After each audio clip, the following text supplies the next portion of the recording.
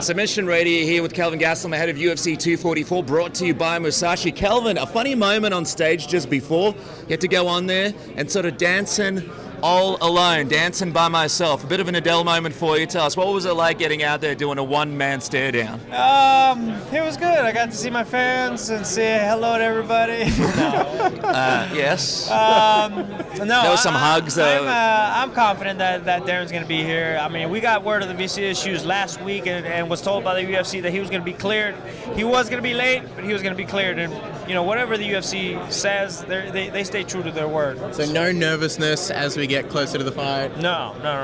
The only thing I'm worried about is him not being able to make the weight and hopefully he's able to make the weight. If not, it probably shouldn't be a big deal. But would you still fight him if he missed the weight? Yeah, I probably would. You know, because I know in my opinion, in my experience, when I fly, I hold a lot of water for about a day. And he's coming in the day before weigh-in, so it'll be difficult. Hopefully not too difficult. I'm wondering, sort of, when you do that stare down by yourself, is it easier or better? Is this kind of like a formality, just something for us media guys? Or do you get something from these stare downs when you can look your opponent in the eye? Yeah, I think you do get a little bit of something out of these stare downs. You get a little feeling. You kind of flip the switch a little bit, which you kind of have to do. And I think it's a good initial part of flipping that switch is having to face off with your opponent. You mentioned that you're not open to fighting Jared Cannonier on 2 days' notice. Has the UFC spoken to you at all after you made those comments? Is it official? Was that the message to them from you that officially you will not be taking another fight of this Darren until thing doesn't work out? No, they haven't reached out to me, but I mean, it would be dumb and stupid for me to take a fight against a dangerous guy like Jared Cannonier. I have too much respect for him for me to take a fight like him on 2 days' notice would be dumb. You know, I'll fight him. Just give me time to prepare for him. When this fight was announced, I think a lot of people thought, you know, Darren Till moving up in weight and his first test is Kelvin Gastelum. Of all people, that's a pretty stiff test going in the division. And it seemed like the UFC even kind of advised him, you know, maybe this is not the fight for you. What did you make of that? Yeah, I don't know why people are writing him off too easy. I think he's very dangerous, and he's looked great in his videos that people tag me in. People are writing him off too quickly, I think. You know, I'm giving him the respect that I think he deserves. So it's not a case where you have to kind of keep yourself, you know, headstrong and not sort of, you know, I don't want to say believe your own hype, but you don't want to feed into that kind of train of like Kelvin's just going to go in there and destroy him. Yeah, you kind of do, because you read the comments and you start going like, yeah, I think I will knock him out. Yeah, I think I will starch him. Oh yeah, I think he's right. I am better than him.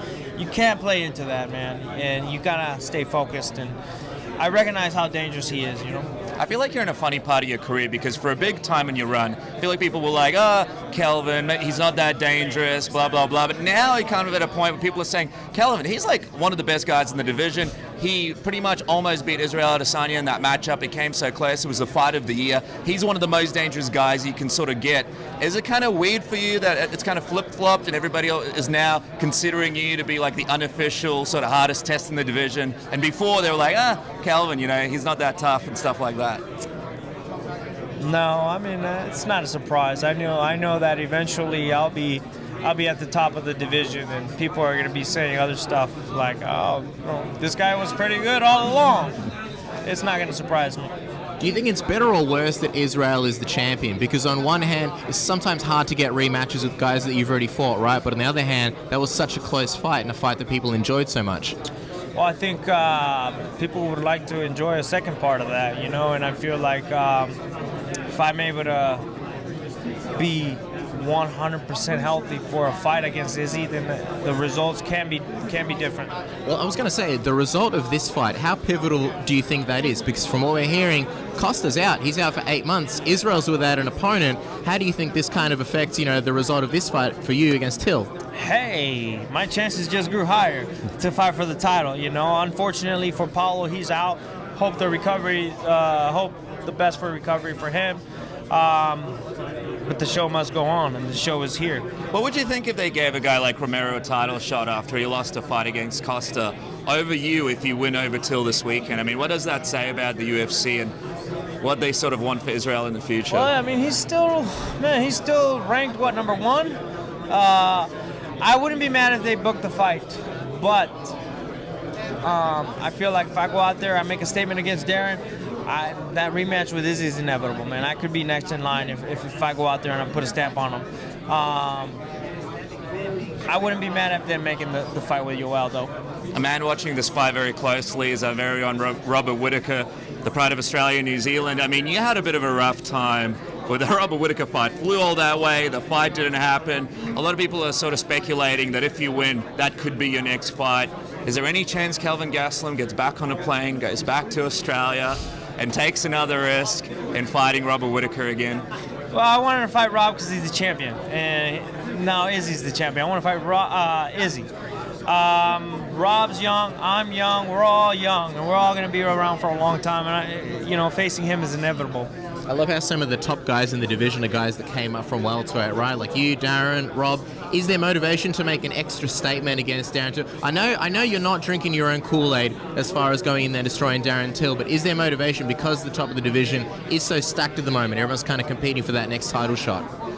Yeah, I mean, right now the middleweight division's on fire, man, and I couldn't be more excited for this time of the middleweight division. Before, it was kind of a mess, GSP and the Bisping thing, and then Rob had to fight the interim, and then he became the undisputed, and then, yeah, it was a mess for a little while, but I feel like right now we're on fire, man.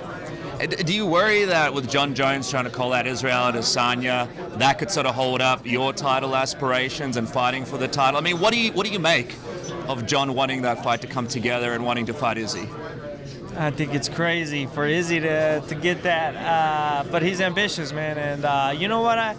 My respect for Izzy grew a lot after his last fight. I mean, he made me a fan, I think. But it don't mean I'm not coming after him. It's interesting after that fight because going to Robert Whittaker, people look to you as kind of the blueprint, right? Calvin closed the distance, Rob could do it, but obviously Rob didn't have that success when he fought Israel. Do you feel like it's a different Israel that you're seeing since the two of you guys fought? Have you seen some of those holes kind of close up now? Yeah, I mean, he's only getting better. You don't go through a fight like that and not get better. And the same with me. I mean, we only leveled up after that. And I feel like it's going to be really hard to beat him. And at this point, it's going to be really hard to beat me as well. I mean, obviously, Rob was the guy you were supposed to face. We saw some comments. He weren't too impressed with his performance against Israel Adesanya. If you did match up with a guy like Rob at this point, how do you think that fight would go? Yeah, I mean, I said it, if he would have fought like that against me, it would have been a bad night for him. But, it is what it is. Circumstances are what they are, and we just got to keep moving forward, man. Well, I'll tell you what, it's going to be exciting. Madison Square Garden. Just quickly, this BMF title. I mean, it's pretty exciting to see what happens here. The Rock in the building. Do you have a prediction for this Masvidal Nate Diaz fight? I don't know. I'm a Nate Diaz fan, just as the next guy. And then Jorge is on a freaking steamrolling train right now. His momentum is unstoppable, so we'll see. It's going to be a banger. I like that.